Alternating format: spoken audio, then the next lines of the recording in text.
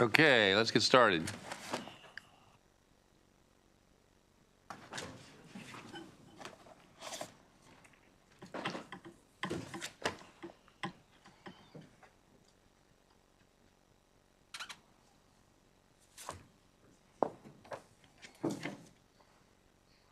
Okay.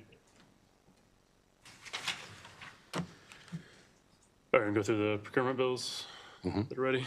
Okay. House Bill 56, this bill would require State Department of Education in coordination with Department of Agriculture and Department of General Services to establish a program when funding is available to procure local food for local school systems. The program would have a centralized platform to facilitate procurement of food by local school systems with reporting by MSDE. The bill does also authorize the price percentage preference to be increased from 5 to 10% for providers of food from certified local farms bidding on school food contracts. And then there's also requirements to adopt regulations. This came out of the procurement subcommittee a few hours ago, or an hour ago. Second. All in favor? Aye. Opposed? And then the cross-file Senate Bill 177 is All still in in the favor? committee's possession, Aye. as amended to conform. Yes.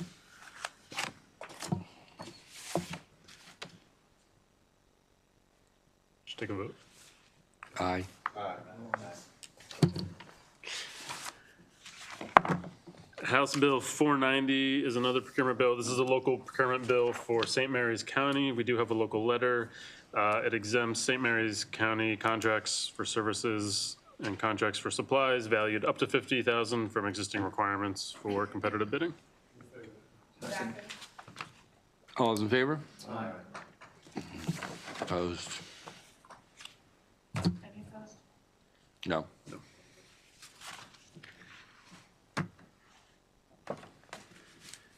House Bill 819 came out of the procurement subcommittee today.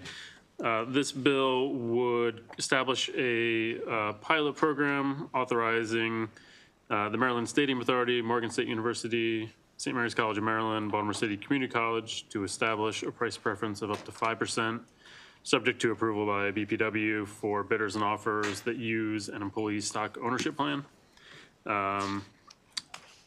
The preference applies only to covered contracts valued at less than 80 million and solicited on or before June 30, 2030.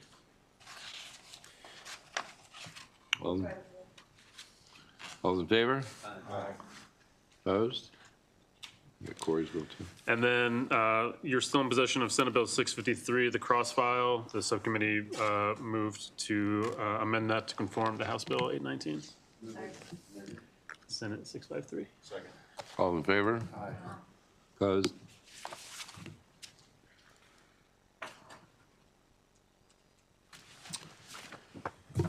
All right, and then the last one I have is House Bill 991. You should have a reprint on your desk. This is the bill extending the state's Minority Business Enterprise Program along with the deadlines for the disparity studies. The bill's crossed an identical posture, but after crossing over, another statutory provision that lapsed came to our attention related to MBE provisions related to sports wagering licensees. And so the amendment in the reprint before you just adds that statutory provision back in. All in favor? Aye. Opposed?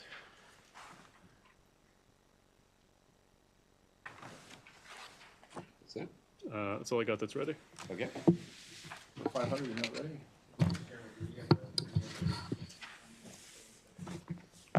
Before the end of session, yes. Before the end of session?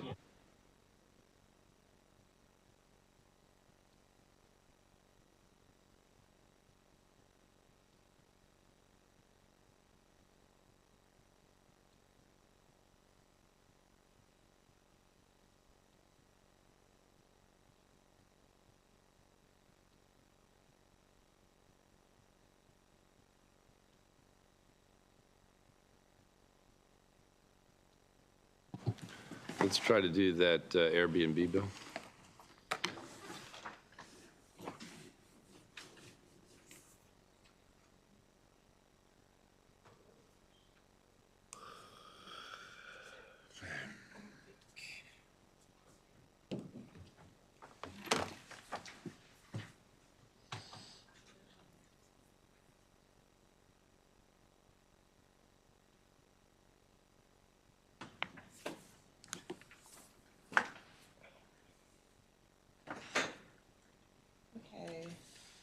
Senate Bill 979 is the Airbnb bill. What this bill does is allows, or it's enabling a language for accommodations intermediaries to be able to charge the hotel rental tax. And it will also be collected by the comptroller. Allow the intermediaries to charge the rental tax? I mean, collect. Collect, right. Okay. Collect, and it will be collected by the comptroller. Basically, the reprint is running for you all. What bill number? It's Senate Bill 979. There is a reprint that is running right now. Oh, you don't have it yet? No. All right. We wait for that.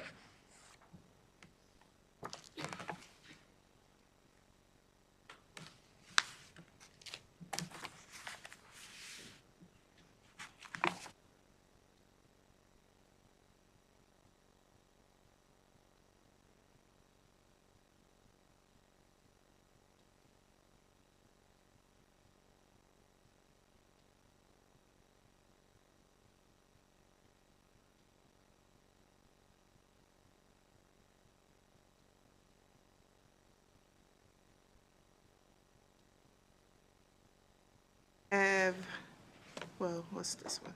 Oh, this is the work group. So, House Bill 517, and the cross-file of that is Senate Bill 401. This bill came in to establish a MARC rail authority and membership of the authority. And the House changed the bill to make it a work group to, as amended, as what the House did with the amendments, the work group consists of the chair of appropriations, chair of B&T, What? PSTE chair or designee, You said PSTE? yes. And several others, Senator? along with MDOT.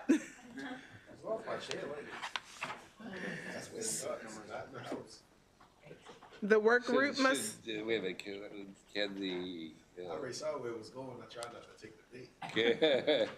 can the chairs designate. designate? Yes, you can. Oh, okay then. The work group must study issues relating to reorganization of the Maryland Department of Transportation and the Maryland Transit Authority, including options for allowing the administration to continue providing local Baltimore City transit services. That would include light rail, subway, and bus service.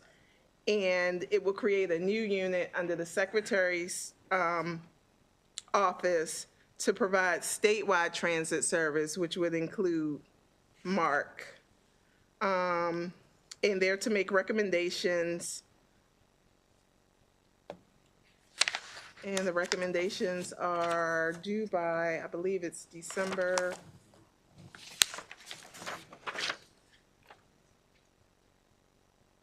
And draft legislation is due by on or before December 1, 2025, as a result of the meeting.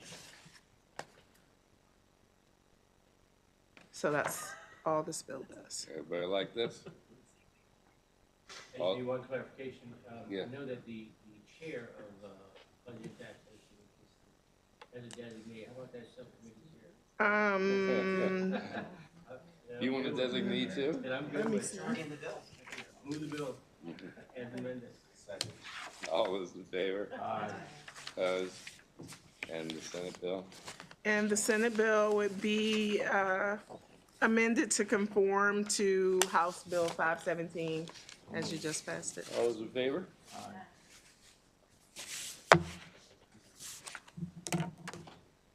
Who's being copied? Who's being copied?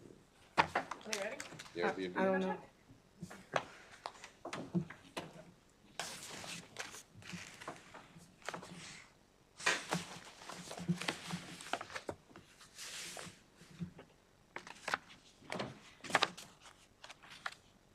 Waiting for a copy. Waiting for a reprint. copies. Did you run out of paper? So far, no.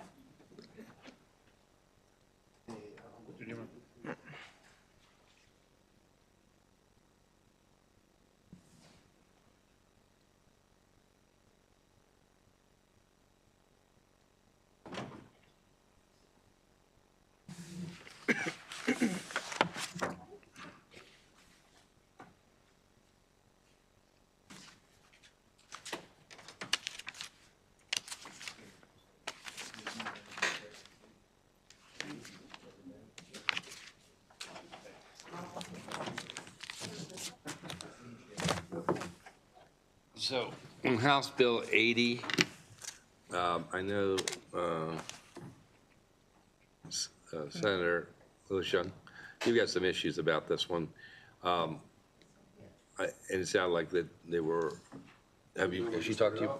No, but the it's people from MDOT is here. She has some issues. Do you have time to? Sure. Okay. All right, I knew you may have had to leave, and I knew you had some issues.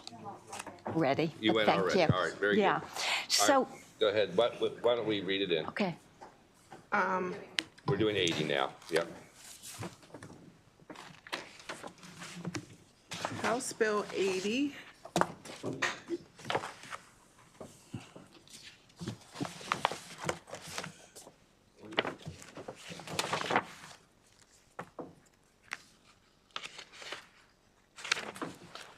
House Bill 80 is the Land Use Transit-Oriented Development Alterations Bill.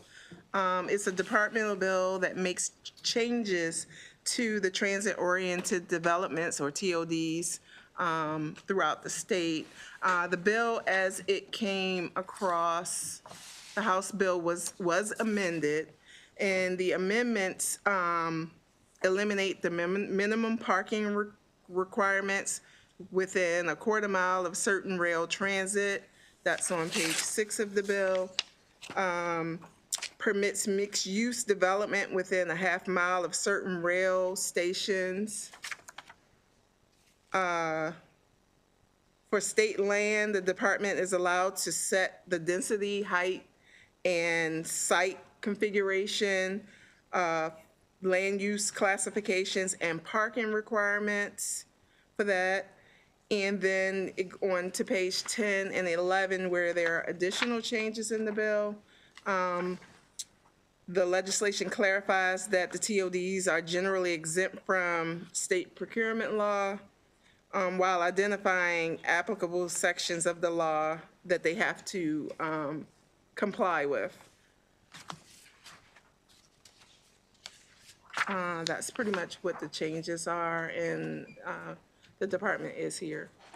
Okay. Senator? First of all, let me say, I totally support transit-oriented development. It's certainly aligned with smart growth. My concern with this bill is that it totally erodes local control. It does it in a number of ways. It limits public hearings, which limits transparency, and your citizens are not going to realize who's limiting the hearings. They're going to assume it's local government. As you mentioned, it exempts TODs from the procurement process, which means we may not be having competitive bidding, and there could be questions about the efficient usage of taxpayer money. It requires that these projects be prioritized versus other local projects that might actually be supporting affordable housing or infrastructure or small business development. I'm concerned there could be some potential legal ramifications because while local government is ultimately responsible for safety issues, they're not necessarily in control of these projects. And the parking preemption as well might not be in accordance with local land use planning. So, I mean, there's about 7 issues here that I believe need some work, but I'd like to see much greater collaboration with local government. And all communities are different, so their land use plans would be different. And that needs to be an element of this, I think. How about we bring up the department? You obviously heard the senator's concerns. Thank you very much. For the record, Matt Michler with the Department of Transportation. To my right, my colleague, Drew Morrison, who's a senior policy analyst. Senator, I definitely hear the concerns. I do want to talk just a little bit about trying to work through the list, the procurement exemption piece. There is a bit of unsettled kind of a legal scenario around that. It's been determined that actually TODs are not covered by state procurement law, but it's not clarified in the law that that's the case. So we're hoping to do that with the language while ensuring that there are specific provisions that would still apply, including the living wage provisions as applicable to a project. So where state dollars are used, those provisions would apply because living wage is, again, applicable only to the use of public funds. About the responsibility for safety issues, I have to, apologies for not being right up. Subsection G of the bill on page 7, just wanted to highlight for the mixed use provisions and the state lands piece, which are subsections E and F. Subsection G, starting at line 9, makes it clear that these can't be construed to alter land use authority for local jurisdictions governing environmental or natural resources concerns, public health and safety considerations, or adequate public facility ordinances. So those issues still remain with the local governments. Okay, nothing that the state would do here would supersede that. The locals are still in control. And then I also would just note, as for subsection E with the mixed use piece, that really is opening a door. It's saying that if your land surrounding one of these subject stations is zoned for residential use, or it's zoned for commercial use only, it could then be used, somebody could come in and propose a commercial in a residential or a residential in a commercial. It doesn't mean that a local government would have to approve that use. It's just saying that somebody could propose it and it wouldn't be kicked out just for being non-conforming alone. The one piece here, you know, where the state is kind of capturing a little bit of land use control authority is that subsection F, and we acknowledge that the language as it first came in was very broad, but we hoped to narrow it, and I think the language here does narrow it significantly in its overall impact to just certain core elements that are defined in the bill. Let me see if sorry. And I believe that might have been it. If there are other questions, I'm happy to take those.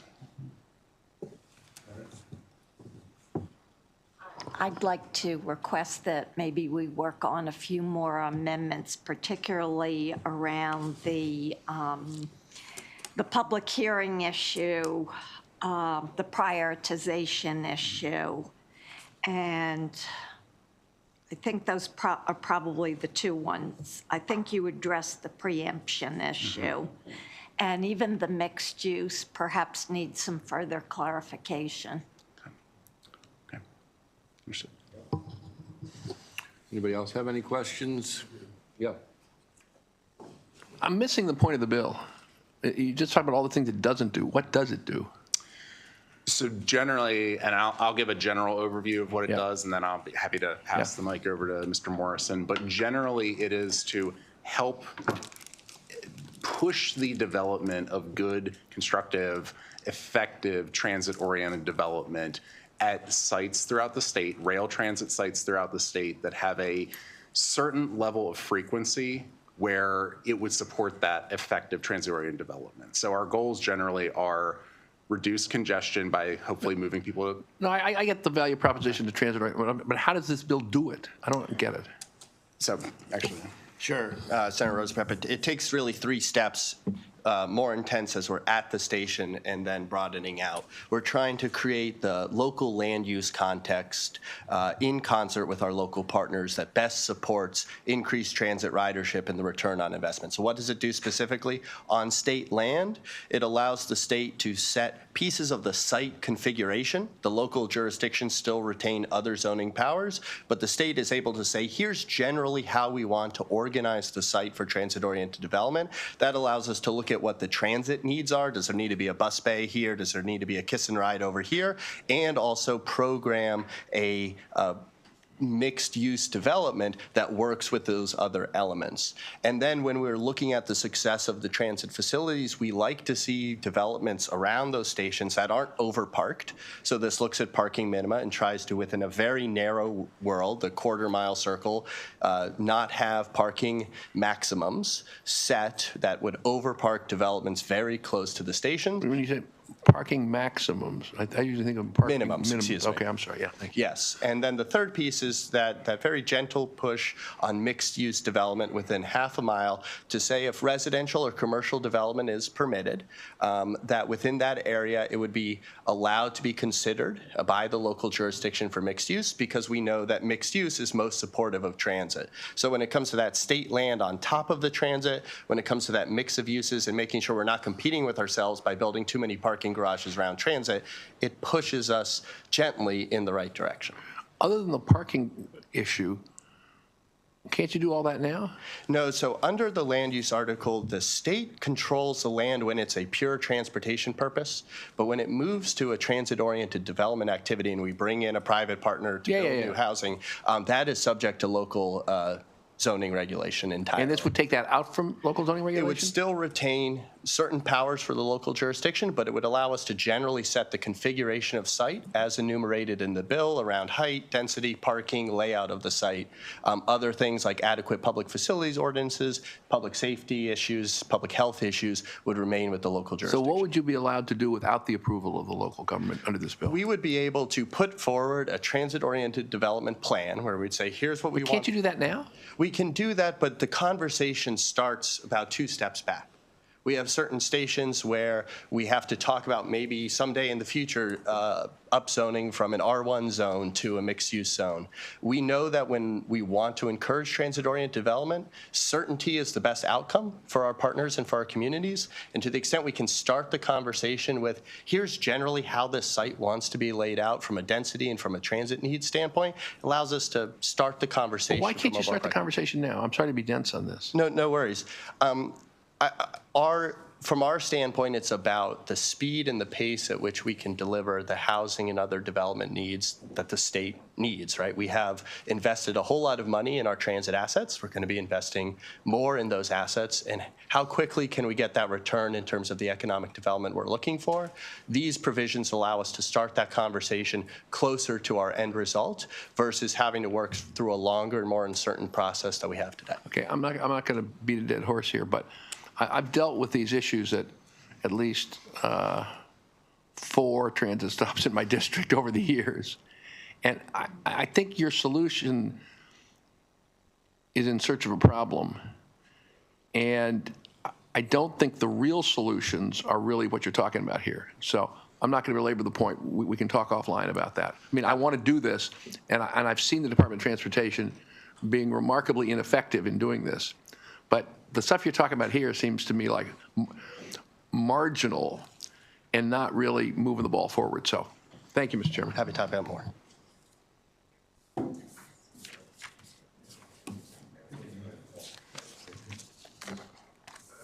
Yes, Senator. Thank you. Have you worked with MML and MACO on this? And if so, are they comfortable with these amendments? So we understand MACO and MML came in initially with a favorable with amendments response to the bills as introduced. We believe that the amendments address many of the concerns there about certain stations not having a requisite level of frequency. We have been meeting with MACO and MML continually, but I don't know where their current position, I don't want to say what their current position is. I know there's still some degree of consternation around the land use issues. So you're saying that they do still have some concerns about the land use issues? I don't want to speak for MACO or Okay. MML. Okay, You know, thank you. respectfully. I can check, thank you. Okay. Appreciate that very much. Looks like we're going to keep working on that a little bit. 6:32. Mary Washington. Mary Washington. So we had a robust discussion earlier about 6:32. I know that we all want to make sure that women's release is done as best as it can. And this is the bill we have before us at the moment. Senator? In this realm, but I think we need to get something started. And I know that as the current chair of PST, we'll stay on top of it. But I think if we don't put in place a commitment, I don't think we're going to get anywhere. And I think this is the beginning. So I'd say move the bill. Okay, all those in favor? Aye. Opposed?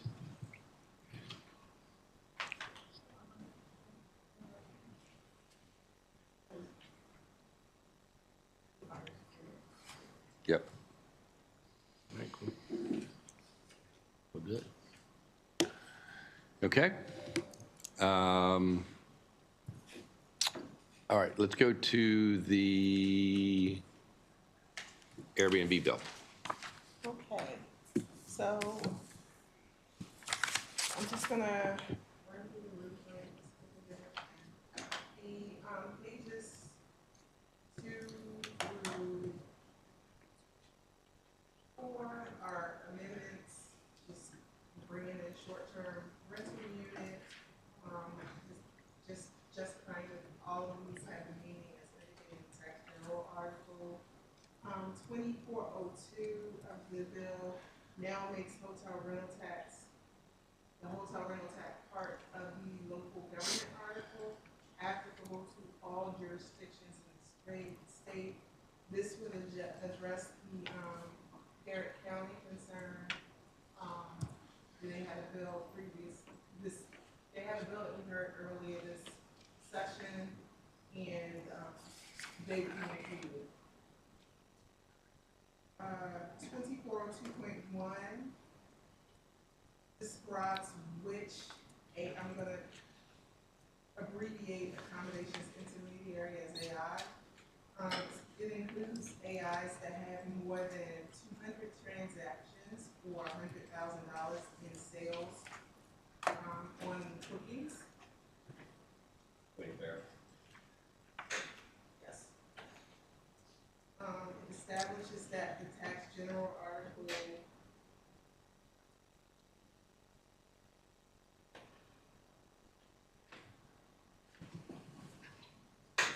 It establishes that the tax general article or this article prevails over local laws.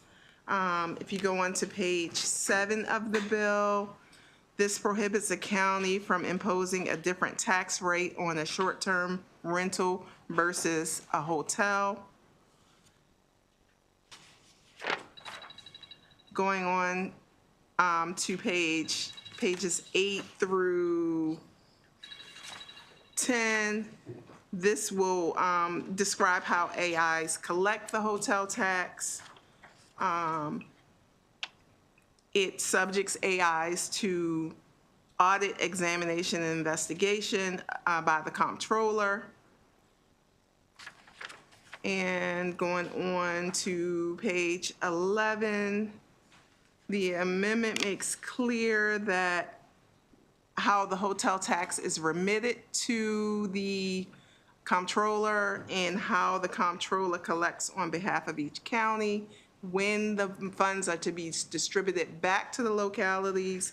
And it also makes clear that the jurisdictions are listed so that the comptroller or county knows who the funds belong to.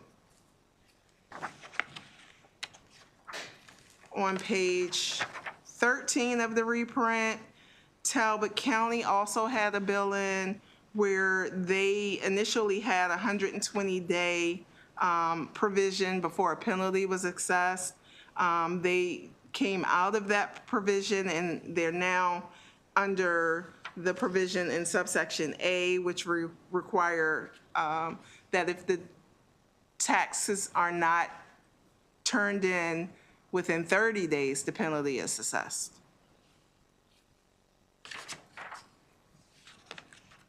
And then there are additional technical changes from pages 15 through towards the end of the bill. These address municipalities. So it takes all of the changes that were made for AI for the counties and put them in place for the municipalities so that the comptroller is also receiving those taxes from the intermediaries and sending them back to the jurisdiction.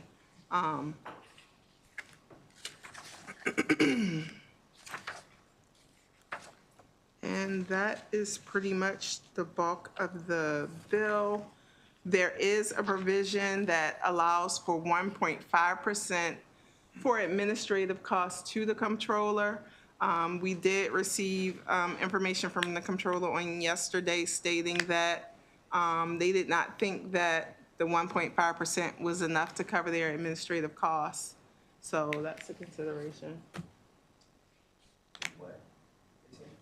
They don't think the 1.5 covers the cost, even though that's what they use for everything else. Yes, you did. After that meeting, this came in. And another provision that they had a question on was modifying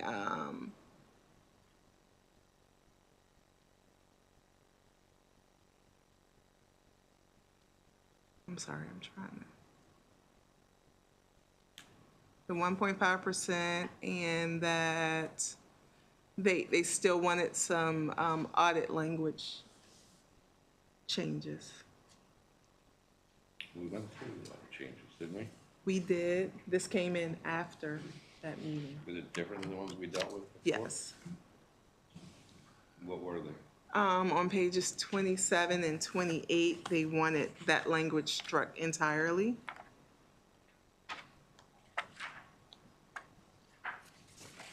So.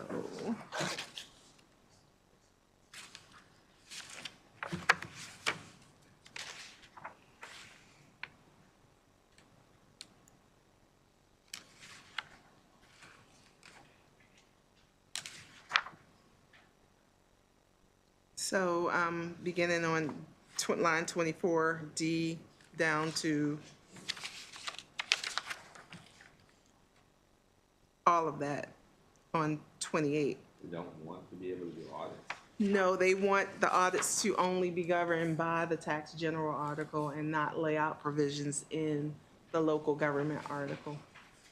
And what's the difference?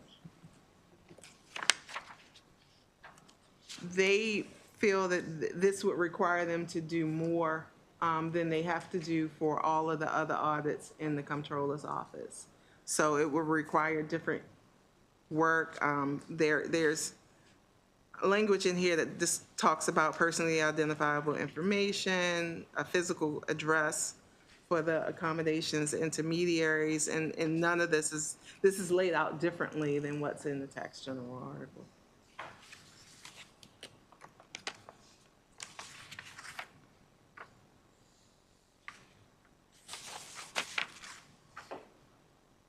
In the tax general article, trying to see if I have it in here.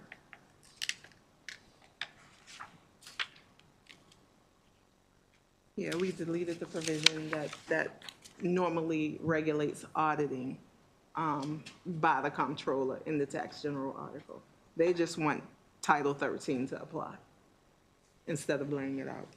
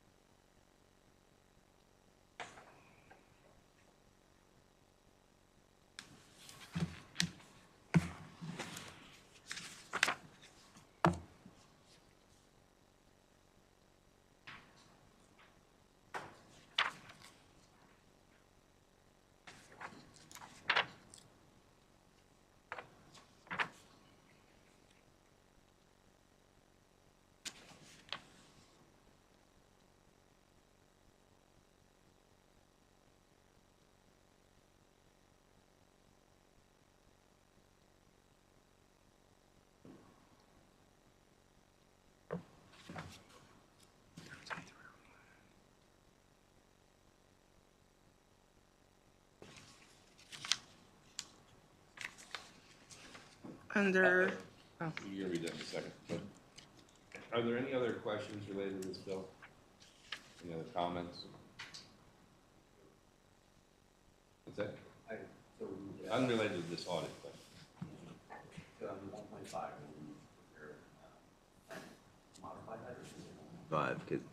Thank you. Thank you. No, I think that's right. I think we keep it at 1.5. All right, what is this? so under the tax general article, Title 13-301, the provision just simply says, a tax collector may examine or audit a tax return filed with the tax collector. Whereas in the local government article, it specifies how it's to be done. Sort of, it's pretty broad too. Right, but I understand. Well, I guess if they have other mechanisms that they can use other than using that specific number, I don't know what to do. I would have to Yeah. have a conversation.